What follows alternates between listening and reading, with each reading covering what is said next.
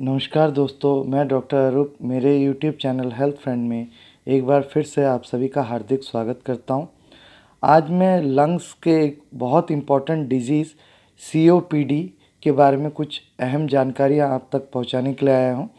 ये video start करूं इससे पहले आप सभी से विनम्र निवेदन है कि अगर मेरा चैनल सब्सक्राइब नहीं किया है तो कृपया इसे सब्सक्राइब करें, और अगर मेरा वीडियो आपको अच्छा लगे तो इसे ज़्यादा से ज़्यादा शेयर एंड लाइक करना ना भूलें।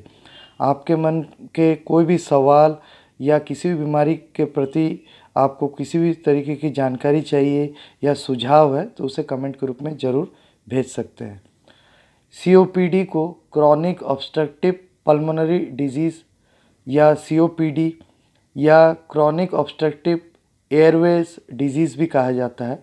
आमतौर पे ये कई प्रकार के लंग्स डिजीज़ को मिला करके इसको कहा जाता है, जिसमें क्या है, जो एयर फ्लोज होता है, जो हम सांस लेते हैं, वो सांस लेने में इतनी कठिनाइयाँ हो जाती हैं, हमारे लंग्स तक जो है पूरी तरह से ऑक्सीजनेटेड एयर पहुंच ही नहीं पाता है, और हमारे लंग्स से जो है जो कार्बन डाइऑक्साइड है वो एक्सट्रैक्ट होकर के बाहर नहीं जा पाता है। आमतौर पे एम्फीसेमा या क्रॉनिक ब्रोंकाइटिस के नतीजतन जो है COPD बन जाता है, और COPD में अधिकांश स्थितियों में लंग्स डैमेज होने का पूरी तरह से खतरा बना रहता है।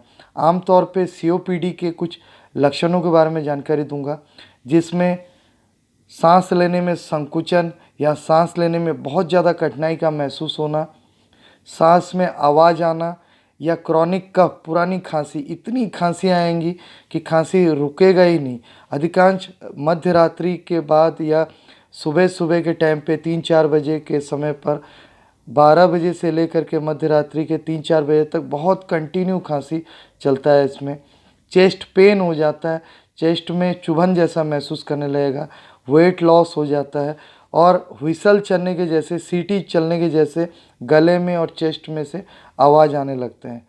इस बीमारी का जो सबसे कठिन फेज़ होता है वो सांस लेने का संकुचन होता है। सांस लेना इतना कठिन हो जाता है पेशेंट के लिए कि वो घर में रहना ही मुश्किल होकर के कई बार हॉस्पिटलाइज होना पड़ जाता है, और कई बार ऑक्सीजन के सिलेंडर्स वगैरह भी या इन्हेलर्स वगैरह को भी घर में अप्लाई करते रहना पड़ता है अपने सांस को बराबर आने के लिए। इस बीमारी का जो मुख्य कारण है वो तंबाकू रिलेटेड धूम्रपान है। अधिकांश जो लोगों को आदत होता है सिगरेट या बीड़ी का प्रयोग करने का, इसके वजह से जो है लंग्स धीरे धीरे वीक हो जाता है, लंग्स के जो सेल्स होते हैं वो वीक हो जाते हैं। तो ये बीमारी अधिकांश स्मोकिंग से रिलेटेड है। स्मोकिंग करने वालों को ये अटैक ज़्यादा हो सकता है। उसके साथ साथ ये देखा गया है कि जो लोग अपने नौकरी के सिलसिले में केमिकल इंडस्ट्रियों में काम कर रहे हैं, उनको भी ये बीमारी होने का चांसेस बना रहता है। ये देखा गया है कि जो बाहर धुएं वगैरह के संपर्क में आते हैं, या ज़्यादातर जो महिलाएं हैं या बुजुर्ग हैं जो अभी भी चूल्हे पर, चौके पर खाना पकाते हैं, लकड़ियों के धुएं वगैरह से भी ये बीमारी जो है बनने की चांसेस होता है। जिन्होंने अपने अस्थमा का सही ढंग से उपचार नहीं लिया है, वो भी क्रॉनिक स्टेज में अस्थमा का, दमा का क्रॉनिक स्टेज में COPD बनने की चांसेस हो जाता है। कई बार ये बीमारी आनुवांशिक भी होता है। COPD से अगर बचना चाहते हैं, अपने श्वसन तंत्र को या रेस्पिरेटरी सिस्टम को अगर फिट रखना चाहते हैं, तो सबसे पहला जो है स्मोकिंग को त्याग दीजिए, धूम्रपान को तुरंत बंद कर दीजिए, एक्सरसाइजेस का सहारा लीजिए।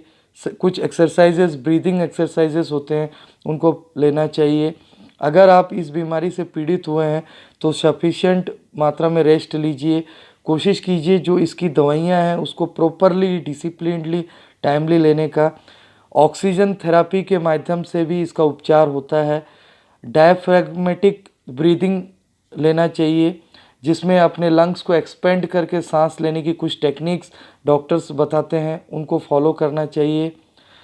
कोशिश ये करना चाहिए कि अगर किसी को खांसी जुकाम हो गया है, या TB है, ट्यूबरकुलोसिस है, या लंग्स रिलेटेड अन्य इन्फेक्शन है, तो इनसे दूरी बना के खुद को भी रखना चाहिए।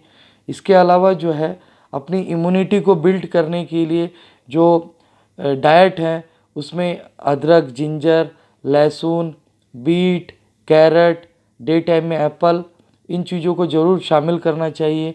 और ठंडी चीज़ों को कर्ड, दही, नारियल पानी या आइसक्रीम, कई प्रकार की जो ठंडी चीज़ें हैं उनको ज़रूर अवॉइड करना चाहिए।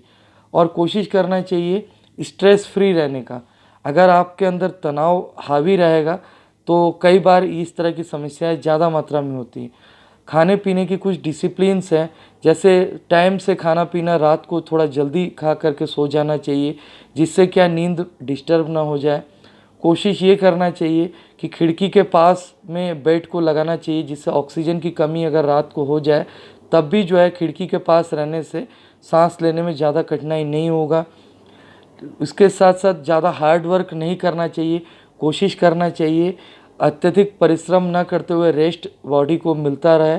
अगर आप इन चीज़ों का पालन करेंगे, इसके साथ साथ मैं एक चीज़ और कहूँगा कि कई बार क्या है, जिन घरों में ज़्यादा अगरबत्ती के स्मोक धुएँ किए जाते हैं या ज़्यादा परफ्यूम्स यूज़ किए जाते हैं या ज़्यादा मात्रा में जो है कई तरह के केमिकल यूज़ किए जाते हैं, तो ये बीमारी उन लोगों तक पहुंचने की संभावना जल्दी आक्रमण करता है, क्योंकि इन चीज़ों से कई बार लंग्स वीक होते हैं और जो एलर्जेंस होते हैं वो लंग्स को अट्रैक्ट करके अपने कब्जे में ले लेते हैं, तो सांस संबंधित दिक्कतें जो है ज़्यादा मात्रा में होते हैं।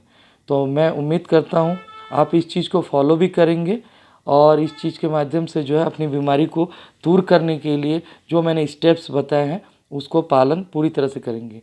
अगर आप इस तरीके से चलेंगे तो आप इस बीमारी से काफ़ी हद तक नियंत्रित कर सकते हैं और बहुत ज़्यादा जो तकलीफ़ है सांस संबंधी उनसे बच भी सकते हैं। इसके अलावा किसी भी प्रकार की आपको तात्कालिक सहायता या उपचार की आवश्यकता रहे तो मुझसे आप मेरे तीनों क्लिनिक्स में आकर के मिल सकते हैं और मेरा व्हाट्सएप नंबर और मेरे क्लिनिक्स के एड्रेस यूट्यूब प्रोफाइल में दिए हुए हैं, आप वहां से भी मुझे संपर्क कर सकते हैं। धन्यवाद, नमस्कार, जय हिंद।